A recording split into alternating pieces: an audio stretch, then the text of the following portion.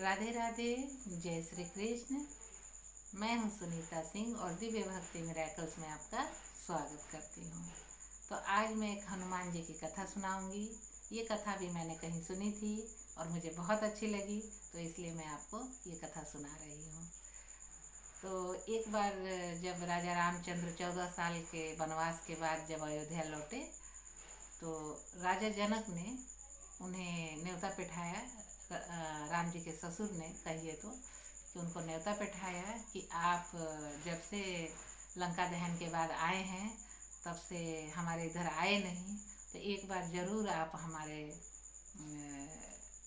आइए हमारे घर, और अकेले मत आइए, आप चारों भाई आइए और अपने पूरे वानर दल को लेकर आइए, क्योंकि हमें बहुत शौक़ है, हमें बहुत मन में श्रद्धा है कि जिन वानरों ने इतना सब कुछ किया आपके लिए, उन्हें हम ज़रूर अपने घर भोज पर आमंत्रण करें, न्योता दें उन्हें। और आप लोग सारे जो दल हैं और उनको लेकर आइए, आप अकेले मत आइए, सीता को भी लाइए और जो आपके भाई हैं और उनकी जो पत्नियां हैं, जो मेरी चारों बेटियां हैं, उस सबको लेकर आइए।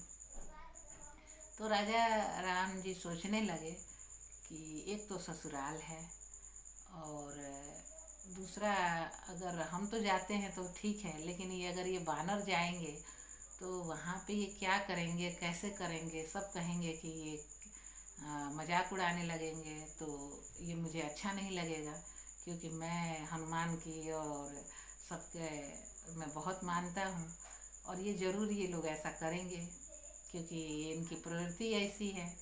इनका भगवान ने कुदरती इनको बनाया ऐसा है कि ये एक जगह ये बैठ नहीं सकते हैं। अब ये जाएंगे वहाँ तो जितना उन्होंने जनकपुर को सजा के रखा है वो सारा उजाड़ देंगे और मैं वहाँ फिर कुछ कर नहीं पाऊँगा, क्योंकि बंदर तो बंदर हैं।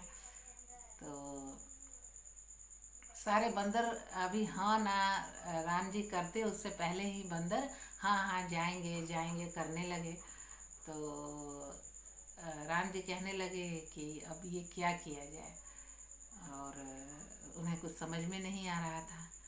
तो उन्होंने कहा कि लक्ष्मण तुम कुछ करो, इसका कुछ उपाय लगाओ कि क्या करना है।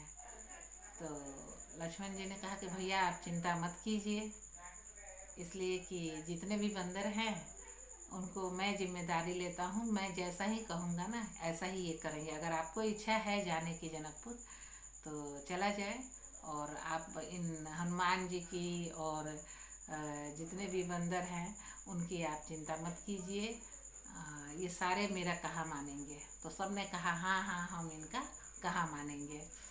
तो ये लोग गए, इधर से तो पूरे ये कूदते फांदते गए, मतलब जो ये था। तो लक्ष्मण जी ने कहा कि देखो भाई तुम यहाँ तक तो आ गए हो कूदते फांदते, मतलब ये जैसे अपनी मर्जी से आए हो, मैंने भी रोका नहीं, क्योंकि बंदर हो कितनी देर तक रुकोगे, ये पेड़ पे वो डाली पे इस पे उस पे वो करें। तो उन्होंने कहा कि लेकिन जैसे ही हम जनकपुर में घुसेंगे और वहाँ जब हम लोग जाएंगे तब बिल्कुल जैसा मैं करूँगा वैसा ही करना है, ना एक कदम आगे चलना है, एक कदम ना पीछे चलना है।